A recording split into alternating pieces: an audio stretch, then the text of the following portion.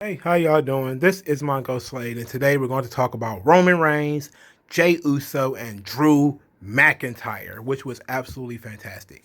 But first, hit the like button for me, especially if you like this video. Also, hit subscribe unless you're already subscribed, in which case, thank you kindly for being subscribed, and take the $1 challenge by sending me $1 if you like what I did. If you didn't like what I did, then forget it. But if you do, if you appreciate my efforts, at least send me $1 American so that I can, continue to live. All right, so we get Roman Reigns promo starting on SmackDown. I'm not going to go through in detail what he said, but essentially, he said he didn't respect Randy Orton. He appreciated what Randy Orton did, but he doesn't respect him. He called him a secondary champion. Then he talked about how he makes everything relevant, like he made Jey Uso relevant, and then Jey went on to do what he did to Daniel Bryan and Kevin Owens. And then Drew McIntyre showed up, and they stared at each other pretty tough, And Drew talked about beating Randy Orton, and he's gonna face Roman Reigns at Survivor Series. And he said the last time they were in the ring together, he threw Roman Reigns out of the Royal Rumble, which was in January. It's pretty cool. He told Paul Heyman that he beat Brock Lesnar in 5 minutes. And that, since Roman took his ball and went home, Drew McIntyre stepped up and put the company on his back and rode with it. And he said that, Roman sees being the top guy as a right. This kind of goes into the whole Roman Reigns being sort of the king archetype. And it's very interesting because Drew McIntyre is more of the warrior archetype. I still want to do those archetype videos. I'm still putting them together.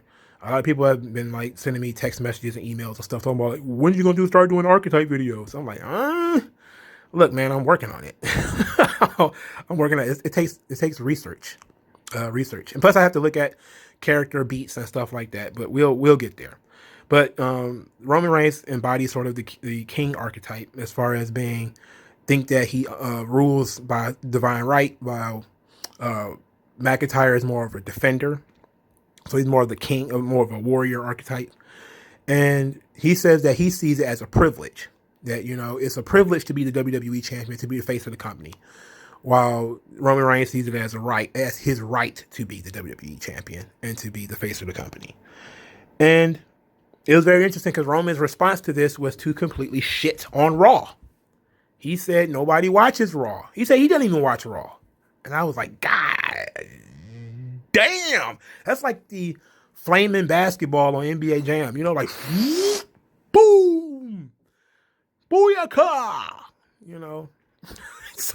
Or some shit. Like, damn. That's fucked up. Because Raw's ratings have been shit. I mean, it's a fact. He's kicking the facts. You can't get mad at the guy for kicking facts. He said nobody knows who Drew is, and that since he's back, nobody really pays attention to Drew. So Jey Uso is, he's like the little dog with the big dog. You remember the Looney Tunes cartoons where there was the big bulldog and then there's the little bulldog. That's kind of Jey Uso with the little bulldog, where he squeezes in between Roman and Drew McIntyre. He's like, "You're being real disrespectful right now."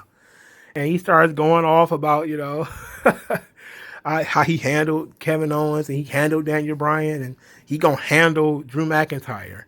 And then he challenged Drew McIntyre to a match. And Drew didn't formally accept it. He just was like, okay, if that's what you want. He shoved him out of the way just because he wanted to face Roman. I was like, okay, all right. So later in the show, Roman is just chewing Jey Uso out because Jey Uso dared to show some initiative. And Roman says, you don't make the rules. I make the rules. I make the matches. I make the matches. I'm the man. Jey is not allowed to have any power, any autonomy whatsoever. He's not allowed to have it. Anything he wants for himself, Roman's going to take it for him. Okay? And so Roman basically says, you're going to fight him, but it's going to be non-sanctioned. Because Roman Reigns didn't sanction it. Not because WWE doesn't sanction it. Because WWE apparently does sanction it. Because the match had countouts and disqualifications. If you notice, referee was counting out, nobody got hit with a weapon. Okay, it was a regular match, except the big dog said that the match was not sanctioned by him, so it wasn't sanctioned. That was great stuff, dog. Like Roman really chewed Jey Uso out for standing up for the family. That is not your place. It's not your place to stand up for the family. It's my place to do that. I didn't tell you to handle my business. That's my business. Oh my God, this guy, he's getting better every week. He's legitimately getting better every week. This is fantastic. It's fantastic storytelling, man. So then the match happens, and Jey Uso is hanging in there with Drew McIntyre, and I was saying to myself, like, okay, Jey Uso's been on a bit of a roll. He beat AJ Styles, he beat Kevin Owens, he beat Daniel Bryan. He's not going to beat Drew McIntyre, not likely, and he didn't beat Drew McIntyre. But it was all about how he was going to get there. What are we gonna do? And Jey Uso started to get we started to get on offense, and he started kind of, when he was losing and getting his ass kicked, Roman's music started playing. I'm glad that they didn't get a distraction roll up. Thank Jeebus, there was no distraction roll up. Roman came down to oversee this whole ordeal because Jey was letting him down. And then Jey started kind of fighting back a little bit harder because Roman was watching. And, they outside the ring. He throws Drew McIntyre back into the ring. And Roman's like, look, he pulled Jey out of the ring, I believe. And he told him, like, you don't have to beat him, but you're going to just make him understand. Same thing he said about Daniel Bryan. Make Drew understand what's going on here, what SmackDown is. SmackDown is my house. Make him understand it. Jey goes in there, probably could have won the match if he hadn't listened to Roman, and ended up losing. Okay? And Roman didn't care that he lost. At least not in the moment. Maybe there's going to be some type of scene next week or something like that where he talks down on Jey for losing. But then, like, really good thing happened. Drew McIntyre climbed out of the ring, stood face to face with Roman Reigns and said, "Do you understand me now?" And I was like, shit, what you gonna do, Roman? Oh, what you gonna do, bud? And Roman just kind of like, adjusted the heavy weight on his shoulder. The big W was on his shoulder. He kind of just adjusted his shoulder a little bit and was like, get you one of these and then we can talk. I was like, damn. like you can't talk to me without a big W, then we'll talk on Sunday. And Drew was like, okay, I got to get the big W before I can talk to Roman. And that was great. That was great stuff. The warrior archetype, for people who don't know, just to go through it real quick. The warrior is, obviously is the fighter, but he fights for a reason. He usually has a cause or what they call a transpersonal commitment. So Drew McIntyre, when he says it is a privilege to represent WWE, you have to look at it in terms of his cause is to represent the WWE, represent his nation. He is the first British WWE champion, if I believe correctly. Let people from Europe talk to me about that. Being Scottish is British, right? I know being English is British, but other things also equal Britain. Because I don't know how that works. But I think he's the first British WWE champion. I think he's the highest ranking European. Well, no, Sheamus was another one. Because Sheamus was Sheamus is Irish, though. So, isn't Ireland in Britain? I know it's two different. It's like Northern Ireland and there's other Ireland. I don't want to get into that. But I think McIntyre is officially the first British WWE champion. And so he is a flag bearer, a standard bearer for, the European wrestlers. And because, even though there should have been guys, Barrett, Regal, maybe I should have gotten there first. It's McIntyre. Okay. So McIntyre is the guy who crossed the finish line. Just like, there should have been black WWE champions before Kofi Kingston. Doesn't matter. The one who crossed the finish line is the one who did it. So it is what it is. But he is sort of the standard bearer. He has made it his mission to do different things, to slay dragons, let's say. That's what warriors do. We slay dragons. And the dragon sometimes it's a metaphor for something else. A dragon is kind of on point when you talk about Randy Orton, who's supposed to be a viper. what is a dragon but a giant lizard? So you have the Viper is a smaller lizard.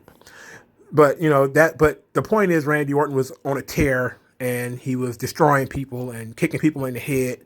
And, Drew McIntyre stood up to Randy Orton, who was being a bully and bullying legends and kicking them in the head and being a genuine jackass.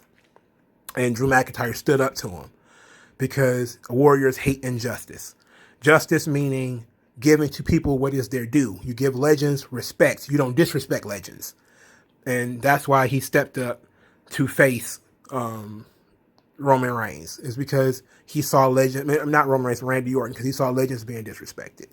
He thought that Brock Lesnar didn't properly respect the WWE or being the face of the company or whatever. And he stepped up to slay that beast, and, that's sort of the angle they're always going to go with if they're thinking archetypically about the Drew McIntyre character. They're always going to look at him they're going to create dragons for him to slay. And the ultimate dragon is Roman Reigns at this point. Because Roman Reigns is what you might call a tyrant king, where he has, this realm. They call it SmackDown, where he is in control of everything within the realm. He's the top guy. Everything revolves around him. He gets more time than anybody, at least especially right now. Notice how Bayley and Sasha Banks' time on TV kind of diminished as Roman returned. He's sort of the centerpiece. The king is the center of the world. He sets the boundaries. He writes the laws. He's that guy. And that's what Roman Reigns has been doing on SmackDown.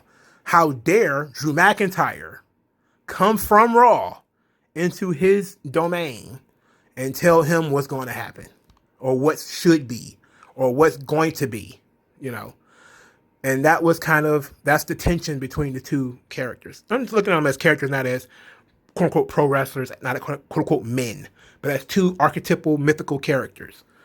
That's what you're looking at. You're looking at a warrior step into a king and telling him he's going to change his kingdom or knock him off his perch, just to bruise his ego.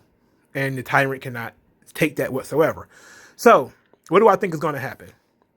Well, this is where I get to my predictions. I think that they put a lot of heat on Drew McIntyre in this match. McIntyre already has a lot of heat. He has heat with The Fiend. He's got stuff going on with Sheamus. He's got stuff going on with The Miz. And he has something with Randy Orton. He is a very busy man. It would make sense for them to put the title on Drew McIntyre just to have the match with Roman. Of course, it would defeat the purpose of even putting the title on Randy Orton if you're just going to put it back on Drew McIntyre right before Survivor Series. But I think it's going to be difficult and it's going to be stupid for me to say, but I think that's what they're going to do. I think that all the time they gave Drew McIntyre tonight is because they're going to have him win the title on Monday. And I remember somebody on Twitter said that they have changed the winner, they changed the titles a week before Survivor Series on two separate occasions. When AJ Styles beat Jinder Mahal, and I think Daniel Bryan beat AJ Styles right before Survivor Series. And each one of those matches was to go against Brock.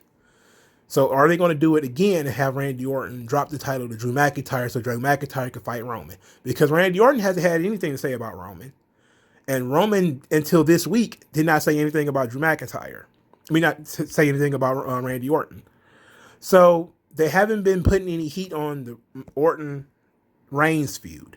They have been putting heat and put a ton of heat and some gasoline on the McIntyre-Roman feud. And it wouldn't make any sense for them to say, okay, we're going to heat this feud up, but we're not going to go into it. We're just going to have Randy Orton win. And then maybe we'll double back on McIntyre and Roman at WrestleMania or something. We'll see. But I'm going to put my money on McIntyre winning the title. And then going on to lose to Roman Reigns at Survivor Series. But let me know what you guys think in the comment section below. Like this video. Share this video. Subscribe to my channel. Thank you. Take the $1 challenge. Send me $1 if you like my analysis and my all that stuff that I do. And thank you guys for listening. And I'll talk to you guys later.